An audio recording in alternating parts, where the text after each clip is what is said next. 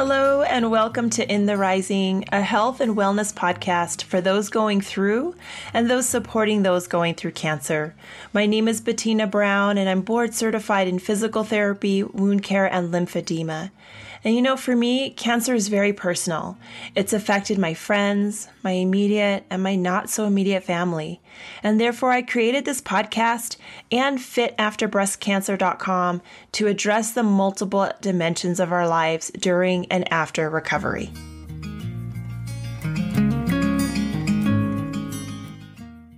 Hello. Today, my guest is Deb Krier. It took a little time for us to actually connect, but I'm so glad that we did. And I am really excited for you all to listen to an amazing, incredible, hopeful person share her experience. Her website is tryingnottoDie.live, and she really has a calling on her to help support others and support those who are supporting those going through cancer, kind of like me. But sometimes it does take a life change to get you to that point. Either way, enough of that. I am really excited for you to get to hear Deb Krier. I want to pause and just say that this takes a lot of bravery and courage to share your story. And I think that taking that initial pause is important because... Thank you. Yes. I will answer any question you ask. So don't hesitate on that. The good, the bad, the ugly. But I tell you what, I'm funny and I like to be funny. Yes. And, my philosophy, humor heals. The endorphins, yada, yada, all that, stuff. But I also know that especially with my care providers, they have really hard jobs. And so if I can make them laugh, I'm going to make them laugh. I had a great time. I was really surprised when they removed my port last week. I was alert the entire time. I mean, it was just a local. Now they covered up my face, but I told them, I said, now you understand, I'm going to jibber jabber at you the whole time. And, and at one point I said, see, I told you you'd wish you would have knocked me out. But because they were playing Christmas carols and I'm like, sing along, And let's just start there for a moment because it was one of my questions. And the background is I was working with a patient who had just moved to New Mexico where I live. And she did all of her cancer treatment at Johns Hopkins. And one thing she said, as we were working on things, she said, because she was spunky, she laughed a lot. And that was something that is more uncommon in my office. And she said, I asked my doctors at Johns Hopkins, what is the number one thing I can do? And they said, have a positive attitude and remember to laugh. Right. So I'd like you to just share about were you always humorous? How did you navigate that? Because some people are more lighthearted, right? Just in general. Yeah. I've always been the jibber jabber kid. My school report cards would have said never shuts up and sits down. And I never met somebody that I didn't want to chat with. And sometimes it's not always appropriate. But I do believe that your mental aptitude is very important in this. Many years ago, I worked for an oncologist in Denver, absolutely wonderful man. And I remember him telling patients, now I was office staff, I'm not medically trained, but I remember him telling patients, 99% of this is in your brain. If you think you will get better, you will get better. Maybe it's for 5 days, but you will get better. And if you think you're going to die, you're going to die. And he said, it's all about that time period in between and how you live it as to how you're actually going to live it. And that's powerful. And it takes away the victim mentality that it's empowering. I ain't no victim. I'm a warrior. It even says it on my arm. That's awesome. That's awesome.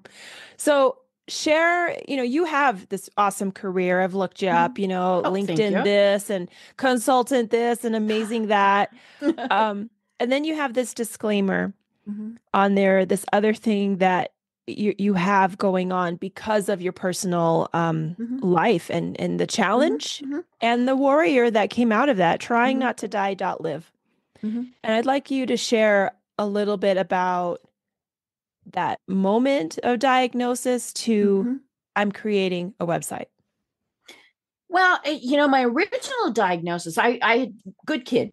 I had gone in for my annual mammogram and they called and said, you need to come back. Now, in addition to working for an oncologist, I also spent several years working for the American Cancer Society. So I tell people I know just enough to be dangerous, right? And I knew that was not, oh, I didn't smile pretty. And so I went back. And what I was diagnosed with was stage 0. So let's not really worry about this too much. Uh, uh, a cancer with microcalcifications. So no lump, no bump, no anything like that. It just these things that women of a certain age get as we age. It happens to everybody in a very rare instance or unique, because I like to be unique. It does cause problems. And so, I spent several months talking to a breast surgeon. She did some biopsies. Those all came back negative. And then we decided, let's pull some lymph nodes. And 8 of 12 lymph nodes were positive. So I went from stage 0 to stage 3, just poof. And I didn't even have an oncologist. So then got the oncologist, and who I absolutely love, love, love. And excuse me, we decided to get, now I chose to do traditional treatment. I was going to do chemo, surgery, radiation. I tell people, you got to choose what works for you. That was what I thought was going to work for me. But we decided to be very aggressive with the chemo because these little things were floating throughout my body. And I got a reaction because, like I said, I'm unique and I'm special. I got a reaction to the very first chemo treatment that less than 1% of people get. And at that point in time, I was the only person that ever survived it. It caused an issue that made me go into septic shock. I live 5 minutes from the hospital. They, carted me off down there. The doctors argued over how fast I was going to die that day. Because I was in septic shock. And I very distinctly remember thinking, wait a minute, I get to vote in this. But that did obviously cause a lot of issues. I was in the hospital for about 7 weeks, in and out of surgery, ICU, all sorts of things. Not always my little chipper self, right? And so, then obviously got out, had a double mastectomy, had a complication from that the doctor had never seen because, hello, special, unique. And I tell people, can I be normal? I just want to go back to normal again. But then things went actually really pretty well. I sailed through radiation, had absolutely no complications from it, which was a little unexpected because I am a freckly little redheaded kid. And so they were all kind of surprised by that. But, aside from basically the complications that were caused more from septic shock than anything, I've, just kind of gotten back to having my life. I mean, my kidneys were very severely damaged. And so I've had some other things. I've had quite a few medical procedures. But I did keep working this whole time. I tell people hospitals and doctors' offices have really good Wi-Fi. As long as I have my phone, I can work. My phone or a laptop, right? We just keep going along. And so I have an absolutely fabulous business coach who knows my story. And several years ago, after a discussion about what to do on, with some LinkedIn training that I was giving, she kind of paused and she shook her finger at me. And I thought, oh dear, what have I done? And she said, you didn't go through what you have gone through without using it to help others. And I said, yeah, but I don't want to be cancer girl. That was just not really what I wanted to do. But I also knew she was right. And so, started this initiative of trying not to die.live. The name Trying Not to Die comes from several things. The first part is the fact that when I was so sick, my mother came. I'm an only child, and I was literally on death's door. So she came out. And one of the times when one of my wonderful medical people came and went, I got the disapproving mother face. And I went, what? And she said, you did not say thank you. And I said, oh, for God's sakes, Mom, I'm trying to not die here. And later on, I thought about it and I thought, that is so true. Anytime we have something catastrophic, serious that happens to us, we get so focused on trying to not die that we forget that we have to live. And tryingnottoDie.com was taken. How rude. And the GoDaddy, I believe is where I get my URLs, suggested .live. And I thought, duh, right? And so that's really where that came about. And so it's just an initiative to advocate for those who are on this journey, whether they themselves are the actual cancer warriors, or maybe they're supporting them. They're the loved ones, the coworkers, the medical people. How can we get through this journey a little bit better? And that's an incredible story. I mean, you really were trying not to die. You I were was. at death's door, and the door got slammed in your face. And and that's a Yeah. blessing for all of the other people who can give an act of service.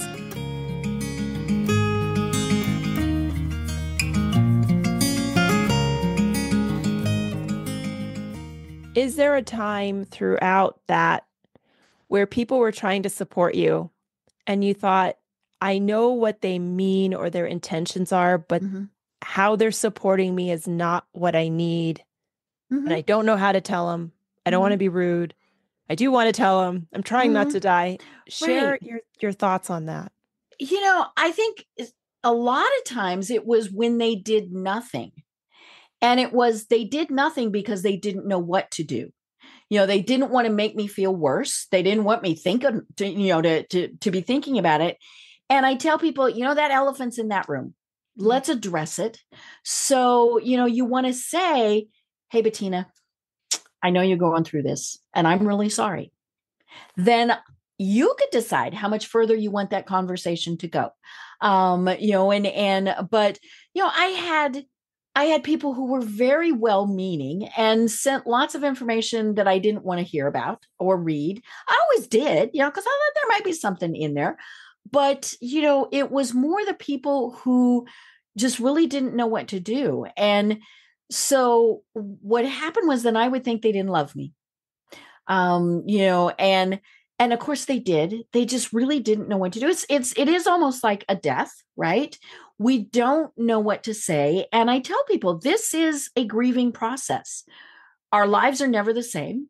Now my technical diagnosis is stage 4 triple positive metastatic breast cancer.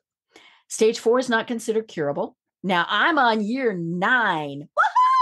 With nothing. And now I have had 2 other cancer diagnoses, but they have been unrelated. So I've had 3 totally separate cancers.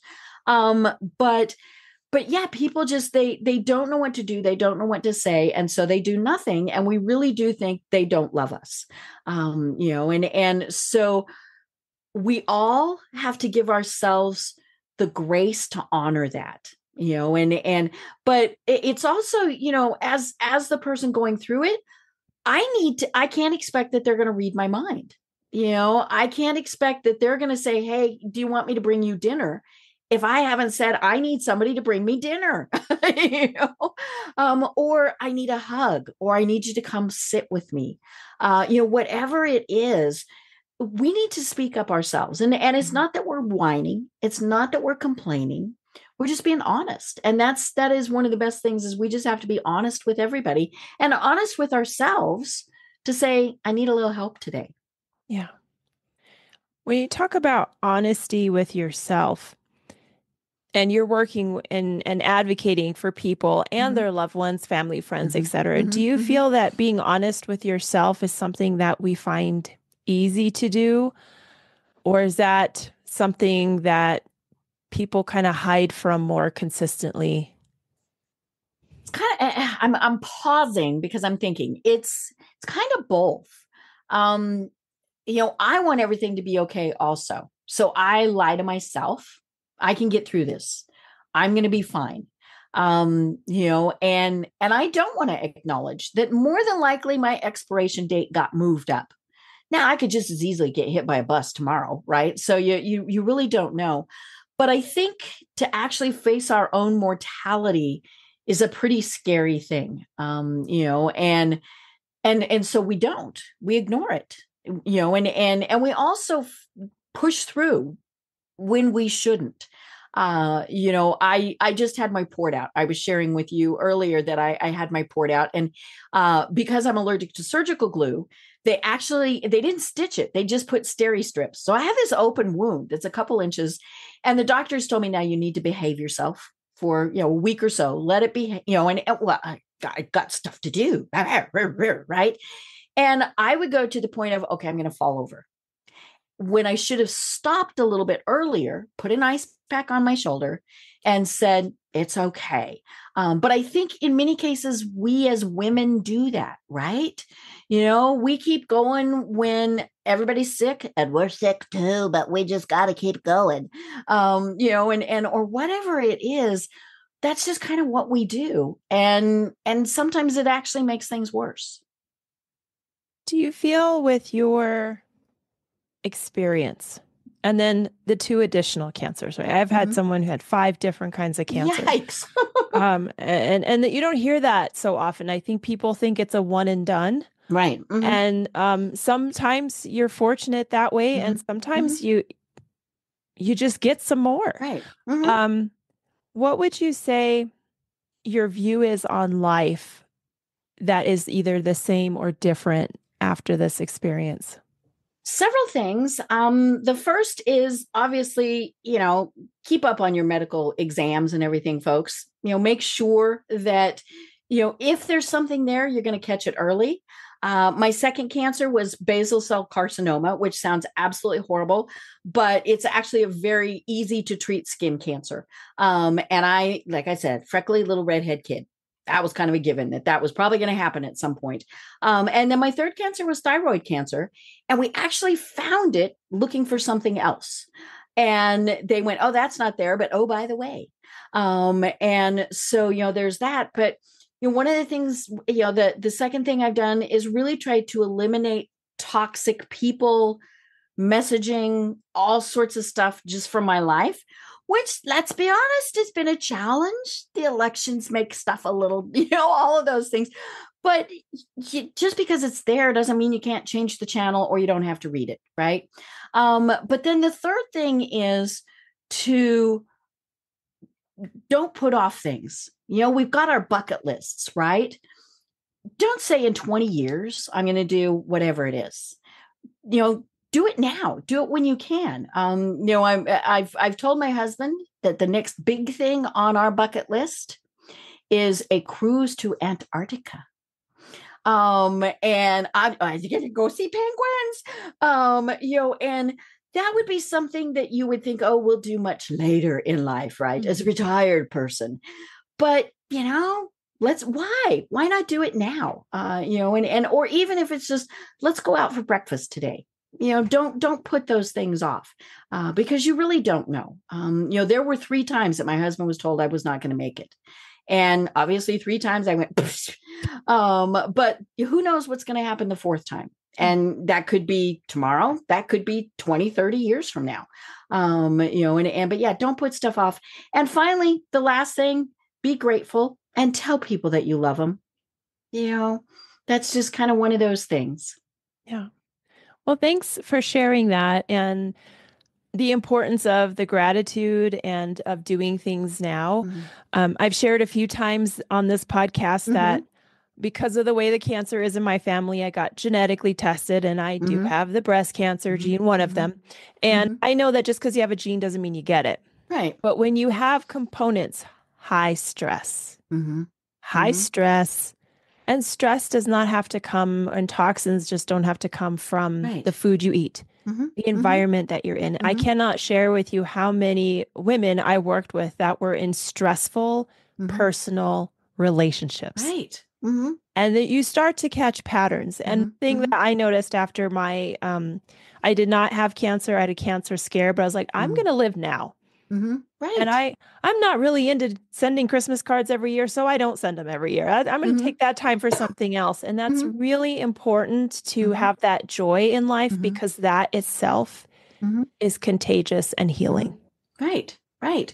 And you never know. I mean, when you're grateful and saying thank you, smiling at people, maybe you made their day. Maybe they were having an off day and you were the only person that was nice to them. And so why not be that one person? And maybe somebody will go, "Ooh, she was nice. I'll be nice also." Yeah.